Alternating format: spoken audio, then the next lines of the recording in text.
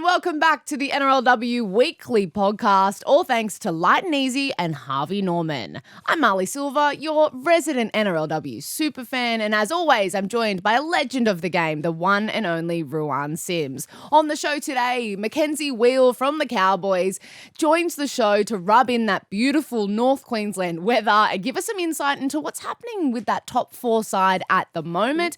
And of course, we preview round 8 of the NRLW, which starts this weekend. But right now, it is time for the NRLW Weekly Medal, where each week, Roo, you give your votes for your player and team of the round. Yeah, thanks, Marley. Well, it was another close fought one this week. There were some great performances individually, team performances as well. Obviously, the Roosters juggernaut continues on. Doesn't it just? The Broncos had a very dominant win as well over the Eels. But some people might find this surprising, but I feel like it's not. Even though it's a losing side, I'm giving the Warriors my team of the week this week. Yeah, wow. Down to 11 players Yep. for the majority of that game and only going down by a couple of points. They won the second half with 11 players on the field. And I think, personally, that shows an incredible depth of resilience and grit and determination in a squad that they just kept turning up for each other. Doesn't it just? So the Warriors get my team of the week. In a drama-filled kind of game. Well, obviously it was. And it's not Yeah. ideal going down to 2 players because of those send-offs.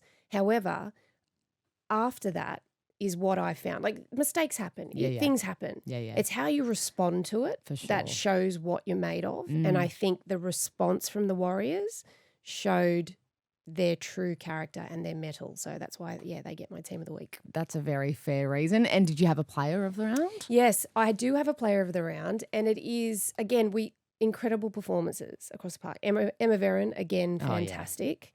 Obviously, Kezi Apps was again fantastic, as was Salatonga Tuki for the West Tigers. And Kernick, amazing for the Roosters. Just absolutely wonderful. But this player is when voting for Dally M's went dark, she was right up near the top. And that's Julia Robinson. Oh. So I was unsure about her move to centre because she's such an incredible winger. Yeah.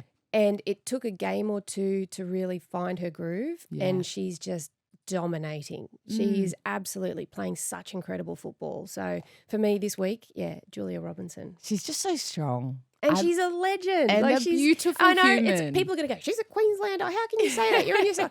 I love Jules. I think Yes. she's such an incredible person, and her football always speaks for her.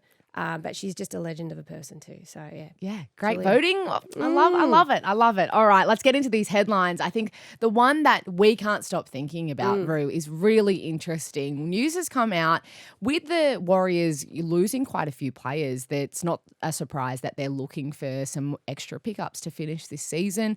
And they were, it seems, going after Maddie Studdon, who made her amazing return to the NRLW with the Dragons just a couple of weeks ago. But the NRL has blocked this transfer. Now, could you explain to us why they are not allowing Maddie Studdon to be able to go over to the Warriors? It's got something to do with So there's no deadline. There's no June 30 deadline like the men have in the women's game for transfers. And things like that. But also, my understanding is that this was raised last year. Right. That this issue was raised last year, and that something was supposed to be put in place for this year. And I think, especially when we are talking all the time about injuries, suspensions, depth of rosters, so their two-pronged approach is increase the size of the roster and make sure we have some parameters that teams and coaches can work within. Because also, it's not just what's happening with Maddie that's an issue. There's also issues with development players. Like sometimes they can't take them up. Like it's very nuanced. I understand that. However, if we're looking at making sure that we're putting good product out on the field, this stuff all should have been locked away and ready for this year. Now, it's obviously it has to be looked at. The NRL and the RLPA have to look at that for next year, and something must be in place. Not something has to, something must be in place for next year.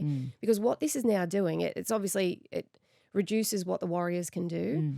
It reduces what Maddie can do. And I think she deserves the opportunity to go and play in an NRLW club. And, I'm unsure exactly. According to the Warriors, I looked it up. According to the Warriors, they have said that their request to sign Studdon as an injury replacement player was knocked back by the NRL because she wasn't a like-for-like player at the time. Now, that's very broad. Yeah. I would say Emily Curtin, Maddie Studdon, both very similar. Very They're similar. both halves. Yeah. It's for an injury. Maddie's not currently signed to a top 24 contract. She and that's played what one surprised game. me the most is because she's not in the top 24 for the Dragons. I don't understand So that. that's where this deadline issue comes in. Right. Because she played one NRLW game in round 6, the understanding is that then she can't play for another club because there is no June 30 deadline or there's nothing like that. So, like I said, I find that a tough pill to swallow from the player side of things and the club side of things because, obviously she's in the system. She's there. The Warriors need a half.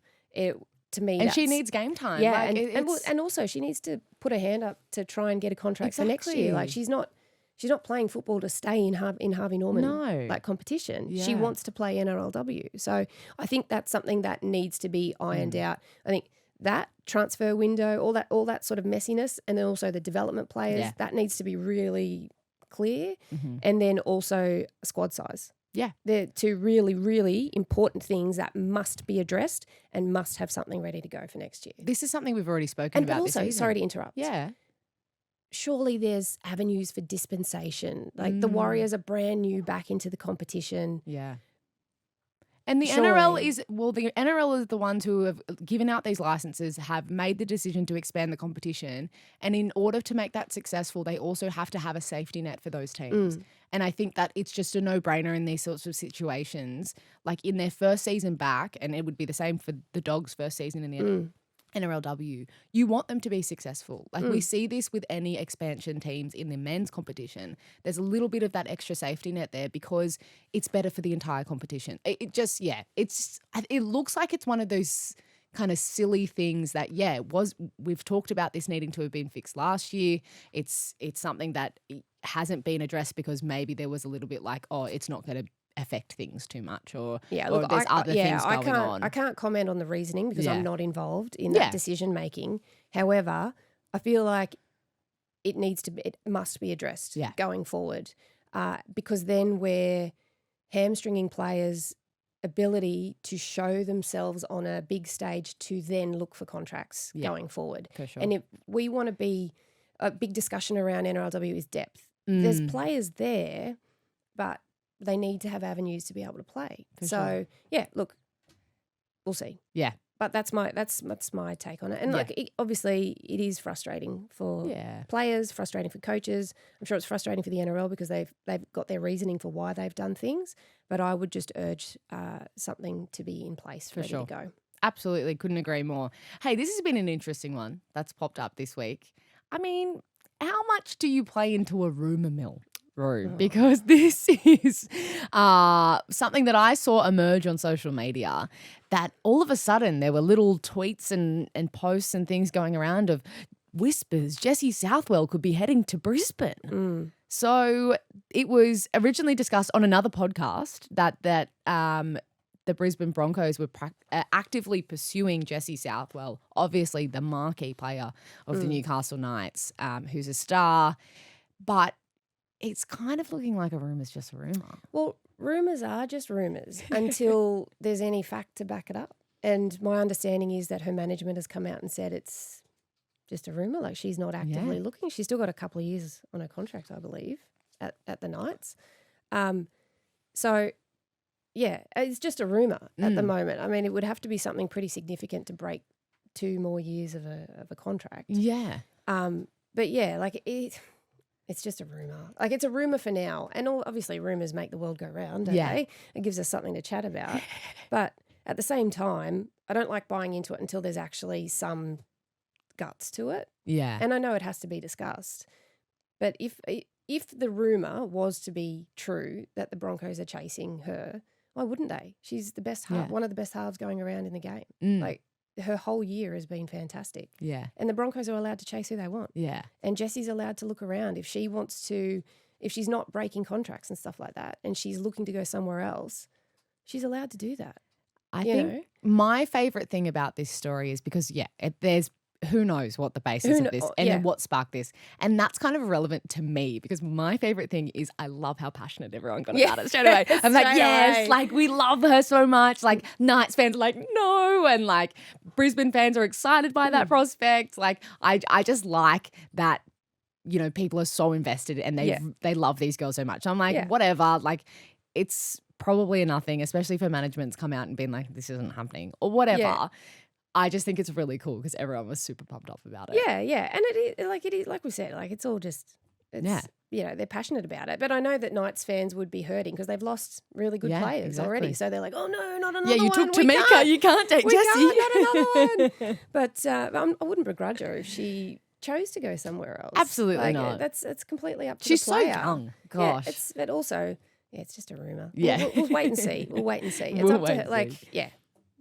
Alrighty. Let's get into this one. It's learning with Lite and Easy. Cook less and play more. Fuel your days with Lite and Easy's delicious, ready-to-eat meals. The choice of elite athletes and busy fans alike. Rue, what are we learning this week? So this week we are learning that scrums aren't just for show. Oh. I know. So in the Warriors game on the weekend, the Warriors-Raiders game, in the first half, the Warriors had lost 2 players to the bin.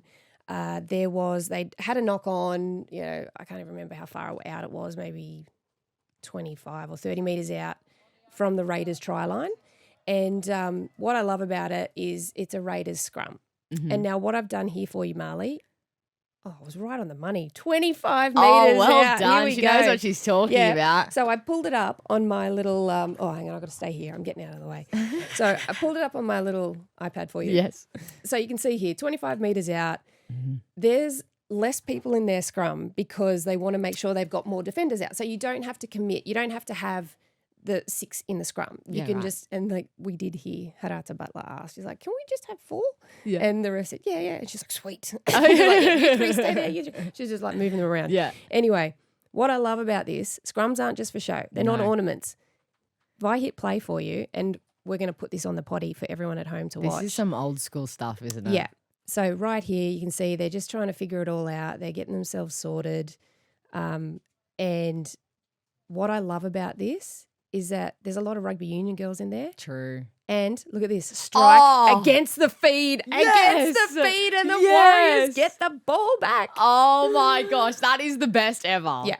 I love that so much. And I think it's something that teams and players forget about. Yeah. And like there's always this discussion, and it pops up every year without fail. Why do we need scrums? Like, why don't we just have a tapper or play the ball? Because it's contestable. Yeah. The thing with rugby league, the more contestable moments that you have in the game, the more exciting the game is. Yeah. People just forget scrums because they think, they're just in there for a rest. The Warriors just showed they weren't resting. Exactly. And that's also why they were part of my team of the week. They thought outside the box. They didn't just think linear. They thought lateral. They moved. Like they were really agile. And so that's what I loved about it. So and you can do a little push in a scrum too. Yeah. But then this is the thing. You got to be aware for the rest of the game. Yes. Because then the opposition's going to try and do it back to you. You kind of get that one shot, right? Yeah. And I did it in a test match once and we won it. And I was like, all right, now we've just got to be like on the money. Like, we've got to make sure that we're on the ball here. But I think, everyone always talks about how the girls' game sort of reminds them of like the old days of rugby league because of the free movement of the ball. Yes. This is another example of where that Absolutely. But it's also understanding what the rules and the laws are and playing within them. Yes. So I love it. That's a great one to learn. Right? Yeah. I want to see more of that for sure. Yeah. Thank you for that Learning with Lite and Easy segment. As always, Rue, I'm learning something every week. My brain is just growing and I'm very grateful for it. You are listening to the NRLW Weekly Podcast with Marley Silva and Ruan Sims. Thanks to Lite and Easy and Harvey Norman. We'll be right back after this break. And joining us now on the NRLW Weekly Podcast from the Cowboys, it's Mackenzie Weale. Mackenzie, how are you going up in a much warmer climate up in North Queensland? Yeah, good. Like I was just saying before, I'm a bit sad to hear it because we're coming down to Sydney this weekend. So we love our good weather up here, but yeah, we'll have to deal with it. Hopefully you can bring some of that sunshine as you play the Tigers this coming weekend. But Mackenzie, you are coming back after having broken your finger, I believe. You must be really happy to see your side sitting fourth on the ladder at the moment, though. Yeah, no, it's good. I think that's probably like the best kind of place that we've been in over like our past couple seasons, which is very good. But yeah, like I'm happy to be back. They just kind of wanted me to rest, so I broke like my knuckle, so it was all like in fragments, and they were just kind of sitting exactly where they wanted them to. So they were like, "Oh, we'll let it like slightly reattach." So still kind of like yeah, just got to deal with that for the rest of the season. But no, like seeing where the girls are and just like how strong we've been over the season has been pretty good. Yeah, I think that's what's probably impressed me about the Cowboys this year, Mackenzie, is just everybody's stepped up and filled whatever role has been required of them. But you've just found ways to win this year, and you've won it. You've won tough, you've won pretty, you've won hard, you've won messy. That must be a really good feeling around the squad. Yeah, no, definitely. We've definitely had discussions about how we've won games this year that we wouldn't have won previously. And I think that's just like to show the growth in our team and what we've kind of been working towards. Like obviously we were a new team 3 years ago, so we knew it was like a process of kind of like becoming. So I think this year we've just kind of like hit some strides and kind of got a good group of girls, some good competition within the squad, which has really helped us this year. Like everyone's not so settled, which I think has benefited us heaps. But yeah, we've definitely had some prettier and uglier wins. Can you put your finger on it though?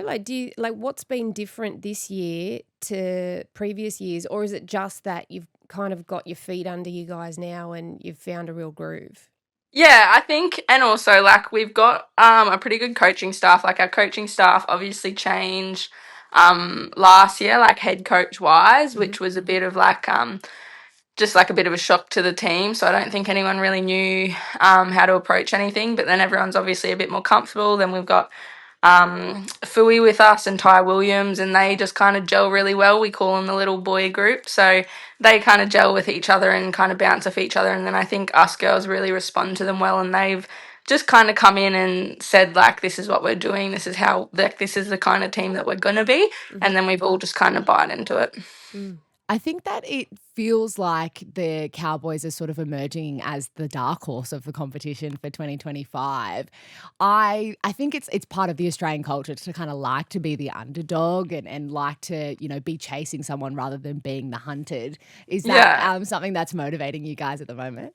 Yeah, definitely. And I think as well as we are doing, still no one's expecting us to win. So we're still not feeling the pressure, which is good. Like, obviously, we put pressure on ourselves to kind of keep getting better. But yeah, I think, and especially having like Broncos, Roosters coming up, the harder teams, it's a bit of a, yeah, like we'll kind of ease into it. We know what we got to do. And they're the ones that really are the ones that are expected to win. So, yeah, it's just we love being underdogs, really. It's quite fun. Now, we don't know a lot about Rick Henry behind the scenes. Can you give us a little insight to what he's like, what his coaching style is like, and how he is with the group? Yeah, he's different. Like sometimes he can be very quiet, and then sometimes he'll just say stuff completely left field that have us all In stitches. cackling. Like yeah, like I think even this whole season, like obviously all teams have different calls, and he obviously coaches the Kiwi Ferns, so he's like stuffing everything up all the time. So like sometimes we're just learning all this Kiwi stuff, but anyway, but yeah, it's good. Like yeah, he's definitely he's kind of like yeah connecting with the group, and we're all kind of, as the season's gone on, especially this year, I think a lot of the girls like have formed a bit more of a connection with him over the past 12 months. But yeah, he's been really good. Yeah. Speaking of connection, I think one of the superpowers of teams like the Cowboys is that a lot of your girls have to, move to Townsville, and everyone sort of has to lean on each other to be your social circle as well as your teammates. How's that been, everyone kind of settling in there or building those connections away from training and away from playing? Yeah, I've said that for a couple of years, because everyone, and still a lot of our girls do relocate. So when we come up here, it really is only our team, and like we're not in Sydney where there's teams just like around the corner. So Yeah, it really is like a team kind of area where, like, obviously some girls work, but yeah, just ultimately like we're with each other nearly every second day, if not more. So I think it's we've always been a good team that's bonded well, always have been. From the very get-go, but I think, yeah, as we've got more girls coming up into the team, even they've kind of said, like, wow, everyone's just always together, like, got a great connection. So I think that's added as well. And just continuing on the connection piece, one thing that I admire and actually really love about the Cowboys as an outfit is the connection that you guys have to community and to country around that area, and just the respect that you show it and the work that you do in the community. I find really, really special. Is that something you've enjoyed since being up there? Yeah, no, definitely. We do tend to get involved a lot. Obviously, especially in the northern regions, like Tooele runs programs with like the Cowboys House. So we have some girls come in like every week, and they do like it's called like the Believe and Belong program. So they come in and they're actually a part of our team. So it kind of gives them an opportunity to see different kind of sides of us and what we kind of get up to, which is good. But yeah, I think any chance that we kind of get to give back, and especially with being, obviously we're not as remote as some of the regions further north, but yeah, like any chance we kind of have to give back, we really enjoy it. That sounds like a really nice holistic approach to sort of like team culture and everything. All you're describing sounds amazing. I think, looking towards, I mean, this season just disappears, doesn't it? It moves so quickly, and we're already, at round 8 this weekend. What do you think you guys need as a team need to do to take it to that next level and you really go deep into September this year? I think we just need a bit more discipline. Like, we've spoken that we don't feel like we have played our best footy yet. So I think that does come down to like the grittier wins, which obviously like we love. But yeah, I think if we can kind of cap it off by having that consistency and discipline to be able to play our best footy, not just in patches, like throughout a whole game, I think that'll really, secure a spot and kind of get us where we want to be. If you were to encapsulate what Cowboys footy looks like, could you do that in a sentence or a few words? The words we use I probably shouldn't say, but I think we just use a tough mentality. Like, whether it's a tackle, defense, everything we want to do, we just want to be tough. Like, no one. No one. Well, I love it. I love coming up against a team that is just tough, like a hard fought team that you just can't get away from. So I think we want to be that team where people go, oh my God, these people are not going away. Like, no matter what they do, even if we're down by 20, like, we're still trying, like, busting to get that kind of score a bit more even. So I think that's what we've really, kind of looked at this year and tried to base our game around. Yeah. And so looking ahead probably more acutely just to this weekend, what is it like? How are you guys going to get the job done? Because obviously it's going to be a tough one coming down, especially with the weather. Does that sort of level the playing field a little bit when it's a bit wet? I think so, because we are quite used to like the warmer, dry weather. Not like, and to say that, like, we love a challenge, but funnily enough, I was literally just looking at all my notes for the game before. But I think we never want to look away from a team. Like, Rick actually put up all their scores in their rounds and said, like, they're not a bad team. Like, they are a they're tough not team. easy beats, the Tigers. They haven't. They've been in almost every single game. Like, the Roosters, they were down, but it was like, what was it, like 16-4 or something at halftime, and then so like they're always in a game. So there's always a possibility for them to kind of get up. So that's where I think we need to be better, and like I was saying before, not dip in and out of games. So I think it'll be probably another gritty win by us, because we seem to love doing that. But yeah, hopefully we can kind of stick it out for a bit longer. Sorry to interrupt. I got one more and then it's back to Marley, I promise. But I do have to ask you, because actually 2 questions. Is that all right? Sorry. Okay, Marley, 2 questions. First off, did you watch the Warriors game on the weekend, and were you as excited as I was about the scrum win against the Feed? I wasn't watching it, but I did hear about it. So I was That super was psyched. actually so random. Like you always hear about it and you're like, oh, this would be cool, but I just think no one ever does it. But I know.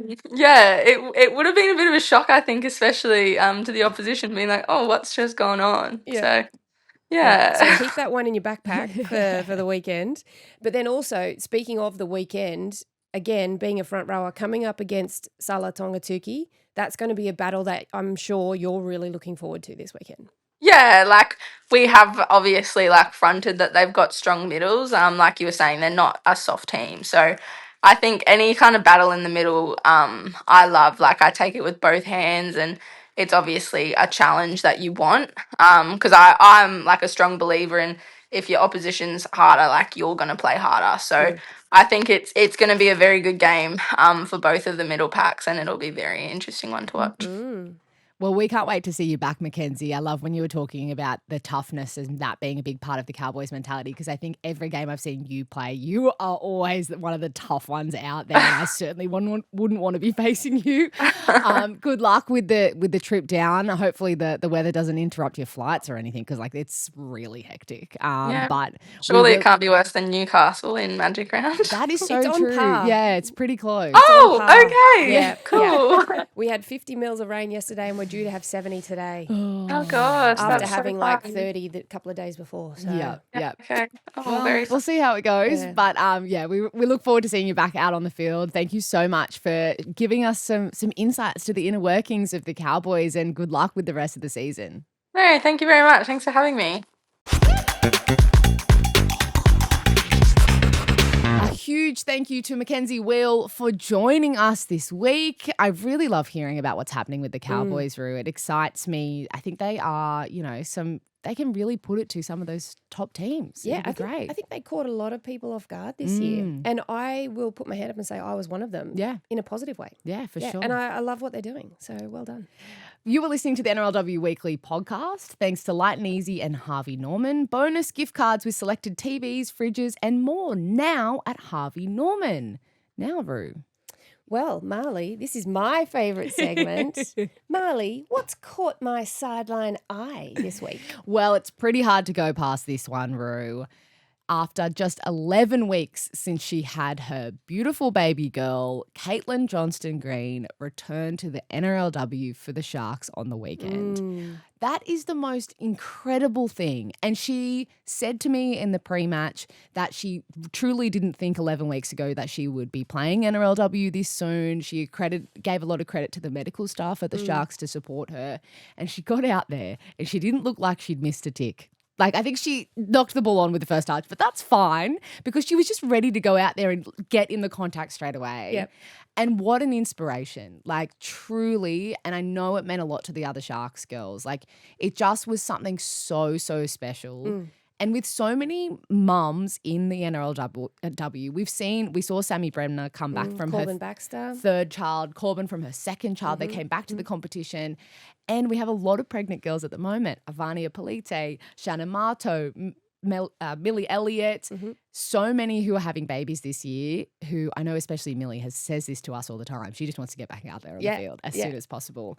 And now Michaela Brake. Yeah. We were worried when we saw that she was not playing because of personal reasons. We were thinking something terrible, but it's But actually it's a good great. personal reason. It's a great personal reason. She's Yeah. pregnant as well. And I think it's just so great to show the next generation of young girls and young women who want to play rugby league that there is that opportunity to also have a child or have a family and do still that. have a career in rugby league. It's so cool. Yeah, absolutely. And you know what? It surprises me that CJ said she didn't think she'd be back in 11 weeks because when I spoke to her after 4 weeks, she's like, I'm ready to go. I'm ready. I just want to play it. Yeah, it might So have 4 just weeks been, after she was pretty ready. it must have been in like the hour after she'd given birth to Amara that she was like, oh, maybe All right. not yet. So like next week, I'll start doing this. And but this is the thing. And this is a credit to the way she's dedicated herself to returning physically, mentally, emotionally, making sure that baby's okay, good to go. The just way she's organised her life around it, I take my hat off to her. Well done. Imagine how cool it's going to be when her daughter is like 10, 11 years old. And the ball girl.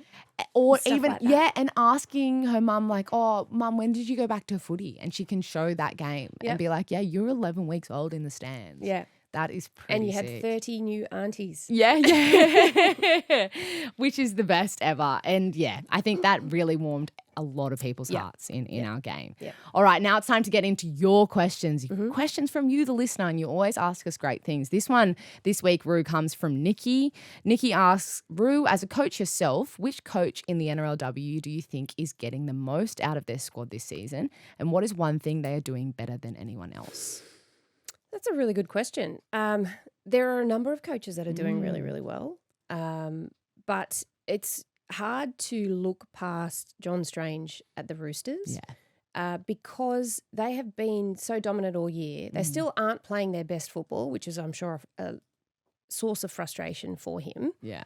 However, when they're pushed to a point, they find something. And what I feel like they're doing is that everybody in that team understands what their role is and are able to execute their role to make sure that the team is successful. But and I think, people sort of go, oh, they've just been dominant all year, but they were missing a lot of their really good players at the start of the year. So Obviously, scary. no Millie Elliott as well. And they've just blooded young players. Yeah. Atessa Poulet is probably someone who doesn't get spoken about very often, and she deserves to because she's stepped up into that role and she's being really dominant through the middle. She's giving them a platform to play off. So I think stuff like that is making sure that you're blooding that next generation coming through but you're bringing them through at the right time and you're exposing them to what they need to grow. Yeah. And I think that John Strange is doing that really, really well. And I think you'll find that is similar across all of the coaches who are doing well. That's what they're doing. Yeah, definitely. And, so even when they've had injuries, they've still we didn't see Taryn Aiken until a couple of weeks ago. Which, you look at what the scorelines have been and how dominant they've been. That is a crazy fact. Yeah. She only returned a magic round. Yeah, exactly. Insane. So and I think that's hopefully that answers the question. Yeah, for you, definitely. Nikki. Pretty hard to look past Strangey there. Hey, let's get into these round 8 tips. I can't believe it's round 8 already. Oh, I could cry. Okay, first one. At Belmore, at the spiritual home of the doggies, the Dogs will host the Raiders. Raiders coming off their first win. Dogs. Bit of struggle street at the moment. Bit of struggle street. The doggies. But I tell you what, they had a tough trip up to the Cowboys. I have to say, Holly Wheeler, she played that whole game in the middle. She chased down that last potential try for the Cowboys and forced the ball free. So that kind of mindset, I think, is what the Dogs really need to get back to. Yeah. And I think it works for them this week because I noticed that Alexis Toenier is back. Yes. And they have missed her. They have, haven't they? They've missed her because she gets upwards of 130, 40 metres a game and she's also got ball playing. Yeah. So that would then release Tekka to be able to do more of the ball running because I noticed that Tekka's tried to do a bit more ball playing. And her first game at lock, she was probably ball playing too much and not running as much. But then the last game, I noticed that she sort of was running a bit more, which is better. Yeah. But having Alexis there, I think, will just alleviate a little bit of the pressure on Tekka. And obviously, Ash Quinlan has been named, as has Taylor Preston. It was great to see Taylor return and play last week. Yeah.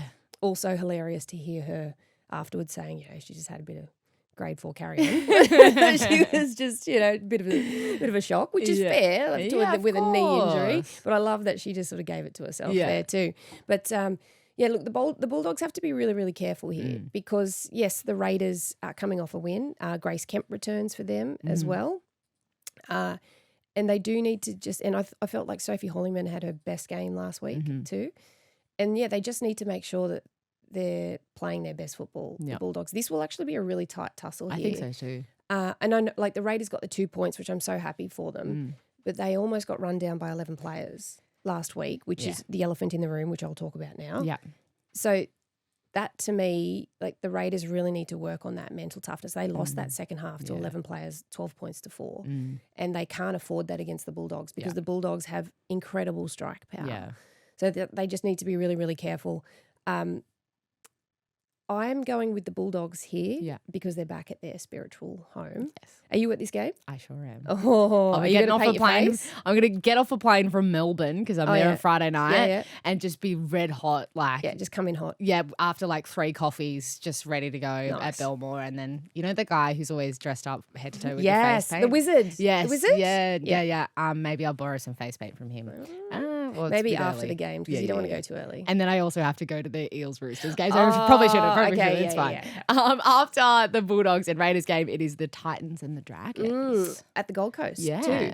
Yeah, this will be another good one because I feel like the Dragons will be smarting after that loss last week. And I know that Nathan Cross spoke about that he was really disappointed with some of the effort areas and just not sticking to the game plan that they'd. Yeah.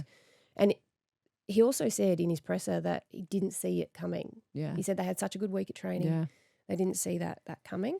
So it'll be really – I'm keen to see how they adjust this week. I think that's going to be really important. For the Titans, I think Lafipo has been absolutely fantastic. So keen to see how the Gold Coast go. Look, this is a really tough one for me. I think I'll go Titans just because it's in the Gold Coast and also I feel like they're sort of finding their feet a little bit, the Titans. Okay. Yeah, great. Yeah. Then, as I said, Eels and Roosters at Combank. Yeah, this is another big test for the Eels, a really, really big test. I think the Broncos had a bit of a shutout on them last week. And I feel the same thing might be coming with the Roosters. They will try. They will work really, really hard, the Eels. They will. But I think that the Roosters, especially considering the first half last week, they completed at under 60%, that Strangey will really drill them this week on that. And I think that the Roosters will come out firing. Could be a little bit of a bloodbath there, I think. Sunday, Newcastle Knights v Broncos. Game of the round. I'm excited for Game this. of the round, isn't it? And like I said, like the Broncos had a shutout last week. They're very, very strong. And the Knights went with the Roosters for it was only 12-6 at halftime, I think it was. And then they just couldn't stay with it in that second half. Again, I'm keen to see if Ben Jeffries is able to adjust some of those things where there were some errors that just allowed the Roosters more possession and they just sort of ran them down. If they can adjust that, I'm going the Knights this week with an upset. Yeah. They could do it. Yeah. I genuinely think that could be the case for sure. Okay, great. Well, I'm excited for that. After that, we will head across the ditch, Warriors and the Sharks. We've spoken quite a bit about what the Warriors experienced last week, and the Sharks had a great win. Yeah. The Sharks had a tight – well, both of them had tight games last week, didn't they?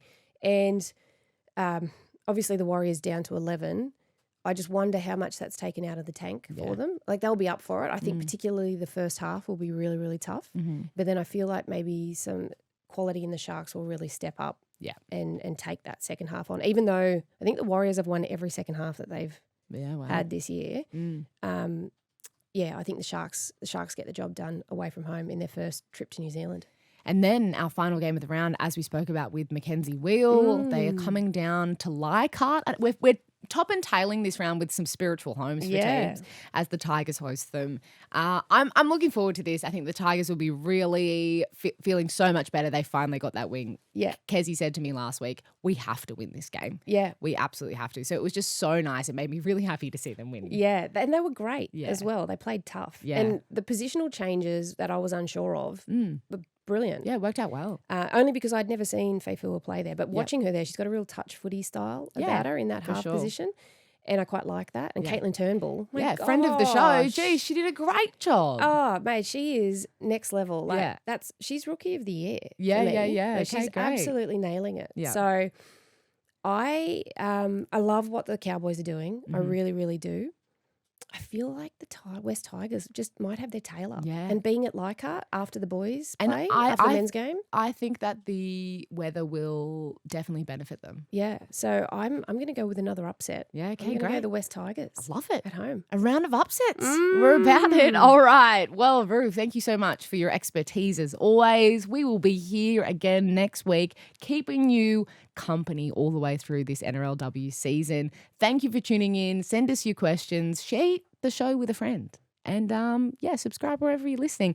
Thank you so much for listening to the NRLW Weekly podcast with me, Marley Silva, you, Ruan Sims, and it's all thanks to Light and Easy and Harvey Norman.